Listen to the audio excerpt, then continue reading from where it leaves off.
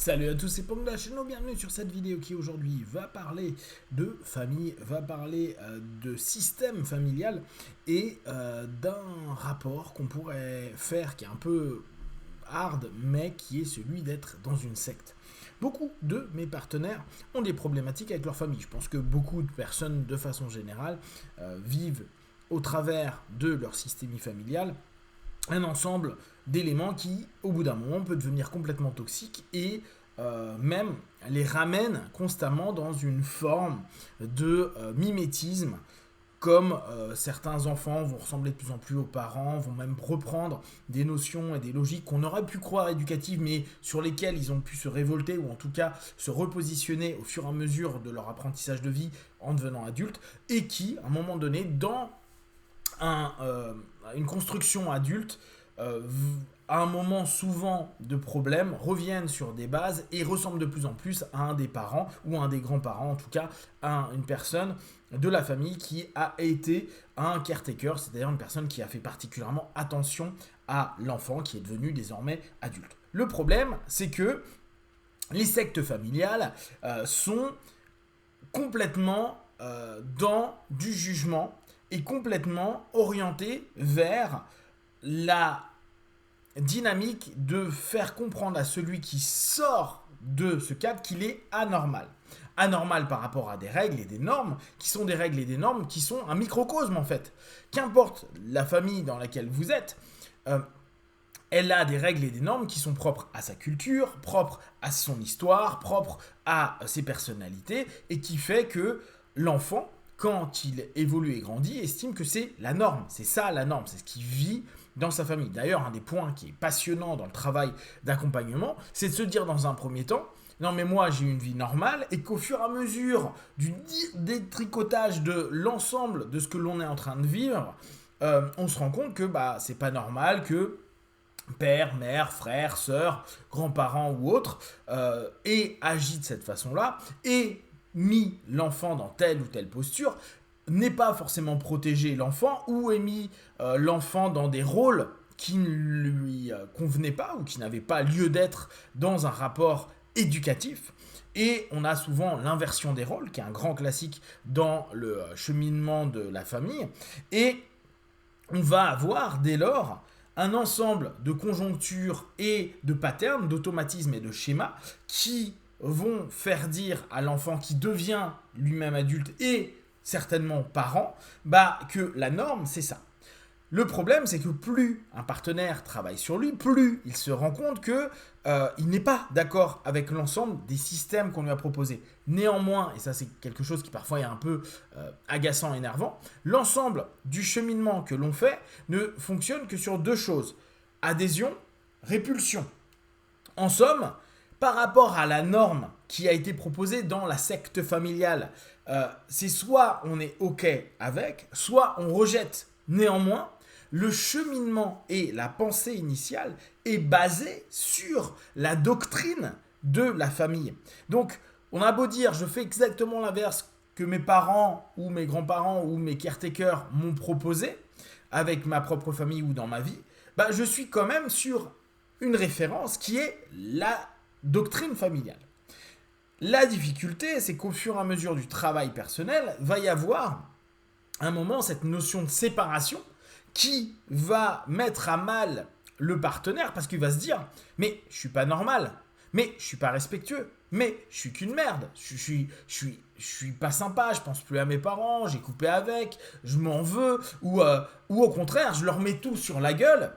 pour moi me déresponsabiliser et me dire à un moment donné oui mais c'est pas de ma faute si je suis comme ça, parce que n'oublions pas, c'est pas parce qu'on travaille sur nous qu'on n'est pas des connards, et donc on a pris des décisions et agi de façon complètement dégueulasse vis-à-vis de plein de choses. Donc c'est aussi facile parfois de tout remettre sur la secte familiale, à dire oui mais on m'a éduqué comme ça, oui mais c'est de la faute d'eux, oui mais mon père, ma mère, mon chat, mon chien n'étaient pas là, etc., etc., etc. Donc on a cette complexité où, bien sûr, dans les psychodynamiques, il y a des oppositions avec je suis pour, je suis contre, vive ma famille, mais je suis une saloperie, ils sont sympas, mais ils sont toxiques, et ainsi de suite. Et on doit se placer, à un moment donné, en tant que partenaire, à se dire, bon ok, mais moi, qu'est-ce que je décide? Et là, une fois de plus, on est dans ce rapport décisionnel, dans ce rapport de responsabilité. Une décision s'accompagne d'une action qui s'accompagne dès lors d'une responsabilité des conséquences de la dite action et donc de la décision prise. Et on a à ce moment-là cette espèce de malaise où assez régulièrement la doctrine, la secte ramène à dire, alors parfois même plus par le biais des parents qui parfois sont plus là, mais par le frère, la sœur, voire même les neveux, les nièces qui tentent de ramener dans le groupe le courant, la doctrine familiale, le vilain petit canard qui en fait n'a pas compris et qu'en fait il se rendra compte que le monde est un monde de salopards et qu'en fait le seul endroit sympa c'est la famille, c'est ce qu'il y a d'important. D'ailleurs c'est très intéressant de voir à quel point la notion de famille est mise en avant aussi bien d'un point de vue national, aussi bien dans les films, dans les séries, dans plein de choses, genre la famille c'est important, alors que d'entrée 80% des familles, là je vous donne un chiffre complètement au hasard, sont certainement dissonantes, ne vont pas du tout. Mais ça devient des règles normales pour quelqu'un. Et d'ailleurs quand on est gamin, dans des familles, des copains, quand on est invité à dormir et autres, on se dit, bah c'est marrant, pourquoi ils font ça, pourquoi le rapport père-mère se passe comme ça, ou pourquoi telle ou telle chose se passe de cette façon-là. C'est pas normal, c'est pas ce que j'ai l'habitude de voir, ça me met mal à l'aise, ça me met au contraire super bien, qu'importe comment ça va se passer. Et cette dynamique, quand on est adulte, de se dire, non mais je me coupe de ce cheminement-là, donc je me coupe de ma secte de base, mais pour eux, dès lors, ceux qui sont encore embrigadés et qui veulent rester dans ce schéma de pensée, ils vont estimer que c'est celui qui sort, celui qui travaille sur lui, que ce soit par une psychothérapie, une psychopratique, que ce soit par la religion, la méditation, le cheminement interne, qu'importe, il va être considéré comme celui qui diverge de la voie, et à longueur de temps, il va y avoir un rapport de culpabilisation, un rapport de « je t'aime, mais ça serait mieux si tu étais avec nous », on ne comprend pas, etc., etc., etc., qui va faire douter la personne sur son chemin étant basé sur « je veux vivre une vie saine, agréable, ok avec moi-même, alignée », qu'importe la sémantique que vous allez exploiter. Mais il va y avoir très souvent ce rappel. D'ailleurs, c'est intéressant parce que dans les religions, il y a cette notion de rappel du pieux qui va rappeler celui qui l'est un peu moins pour qu'il revienne vers le droit chemin. Or, la vision et la perception familiale est considérée comme juste et bonne, et si en plus il y a une grande famille, et si en plus tout le monde est à peu près d'accord, bah celui qui est déconnant, celui qui est dissonant, bah c'est celui qui est parti et qui est contre, et tout le monde pourra se mettre dessus, et cette notion de se ressentir seul, se sentir incompris, se sentir donc pas en sécurité, parce qu'il y a un pseudo-rapport qui n'est pas forcément vrai, hein. Le vécu et les histoires le montrent bien, mais la famille devrait être la sécurité. S'il y a un problème, on retourne vers la famille ou vers ceux qui sont là, mon propre sang. Il y a tout plein de récits, d'histoires, de storytelling qu'on se raconte autour de la famille pour justement recréer cette connexion qui, très souvent, n'ont rien à voir. La famille sont des entités indépendantes qui vont créer et un moment mettre en place un ensemble de règles et de normes, de partage et d'échange qui amènerait éventuellement à quelque chose qui se passe bien ou plein de choses qui se passent pas bien non plus. Donc, dans le cheminement du partenaire à un moment donné, dans sa décision de se dire la norme n'est pas celle de la famille, et on le voit très bien. Combien de familles, si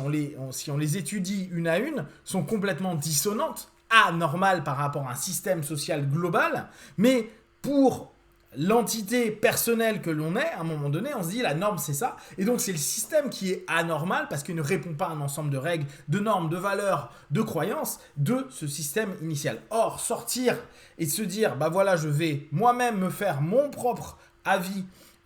être anormal et donc rejeté parce que anormal et sentir constamment toute sa vie à se dire je suis pas dans la norme alors qu'au bout on n'est pas dans la norme de la secte familiale mais certainement dans d'autres normes et d'autres sectes au bout du compte, d'autres microcosmes ou parfois des macrocosmes, et bien la religion étant un macrocosme par exemple ou la politique, et dès lors bah, on va avoir cette recherche constante et le partenaire est dans cette recherche dans laquelle à un moment il doit s'apaiser, dans se dire je suis dans ma norme qui peut être collective ou individuelle, et je respecte, je m'aligne, je suis en phase avec pour grandir, avancer, évoluer et avoir un feedback positif sans constamment se raconter des histoires, répéter les récits de la secte familiale, les récits des livres familiaux comme étant la vérité, la norme et la réalité à vivre. Si vous avez vous-même vécu cette sensation de dissonance avec la famille ou les sectes familiales, n'hésitez pas à le partager sur Facebook, YouTube, j'y répondrai le plus rapidement possible. Comme d'habitude de tout ce que je propose, ne prenez que ce qui est bon et juste pour vous, testez, observez, analysez et concluez. Be one, ciao.